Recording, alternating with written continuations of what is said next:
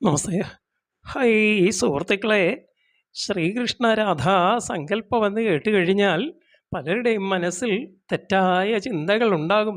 എന്താ ഈ ചിന്തകൾക്ക് കാരണം എന്നങ്ങോട്ട് ചിന്തിച്ചാലോ? ഹായ് വക്രബുദ്ധി തന്നെ. കൃഷ്ണൻ എന്ന ശബ്ദം നമുക്ക് കേട്ടുകഴിഞ്ഞാൽ എന്താ ആദ്യം തോന്നുക എന്ന് വിചാരിച്ചാലോ?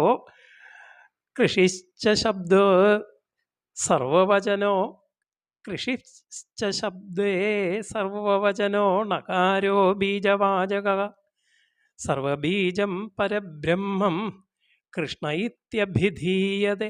സർവത്തിൻ്റെയും വിത്തായിട്ടുള്ള, സർവത്തിൻ്റെയും ഉള്ളടങ്ങിയ, സർവത്തിൻ്റെ അകത്തും പുറത്തും ഒരുപോലെ വിരാജിക്കുന്നതായ ആ ബ്രഹ്മത്തെ, പരമാത്മ ചൈതന്യത്തെയാണ് കൃഷ്ണശബ്ദം കൊണ്ട് വിവക്ഷിക്കുന്നത്.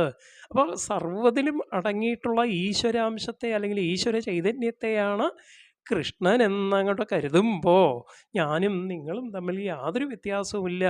എല്ലാവരും ഒന്നു തന്നെ.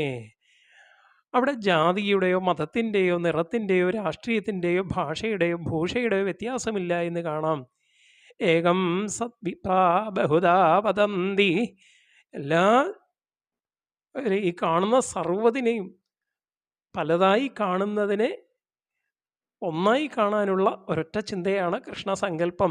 അതുകൊണ്ട് തന്നെ അദ്ദേഹത്തിൻ്റെ നിറം ആകാശവർണം, കാർമേഘവർണം. ആകാശം എന്നൊരു തട്ട് കാണുന്നുണ്ട്, പക്ഷേ അതാണോ എന്ന് ചോദിച്ചാൽ ഏയ്, അത് ആകാശത്തിന് അങ്ങനെ ഒരു തട്ടില്ല, സങ്കല്പം മാത്രമാണേ. അപ്പോൾ എന്താ ശരിയായിട്ടുള്ളത്? അഖണ്ഡനും അദ്വയനും അചിന്ത്യനും അരൂപകനും അലേപകനും സർവവ്യാപിയുമായ ഭഗവാൻ അഥവാ ഈശ്വരൻ ഒന്നേ ഉള്ളൂ എന്ന് സൂചിപ്പിക്കാൻ വേണ്ടിയാണ് ആ ആകാശവർണം കൊടുത്തിട്ടുള്ള. ബാക്കിയെല്ലാം നമ്മുടെ ധാരണകൾ മാത്രം. അങ്ങനെയുള്ള ആ ശ്രീകൃഷ്ണൻ്റെ, ഭഗവാൻ ശ്രീകൃഷ്ണ പരമാത്മാവിൻ്റെ ചുണ്ടിനോട് ചേർത്ത ഒരു ഓടക്കുഴൽ, അത് നമ്മുടെ ശരീരം തന്നെയാണ്. ആ ശരീരമാകുന്ന ഓടക്കുഴലിലെ നവദ്വാരങ്ങൾ ഈ ശരീരത്തിലുണ്ട് എന്ന് കാണാം.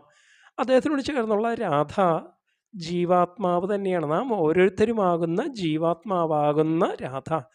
കൃഷ്ണനില്ലെങ്കിൽ, ഭഗവാനില്ലെങ്കിൽ, ബ്രഹ്മമില്ലെങ്കിൽ നാം എല്ലാം നിസാരം.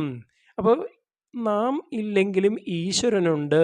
അപ്പം എന്നും ഉള്ളത് ഒന്ന് മാത്രമാണ്, ഈശ്വരനാണ് എന്ന് സൂചിപ്പിക്കാൻ വേണ്ടി മാത്രമാണ് അവിടെ കൃഷ്ണ രാധാ സങ്കല്പം.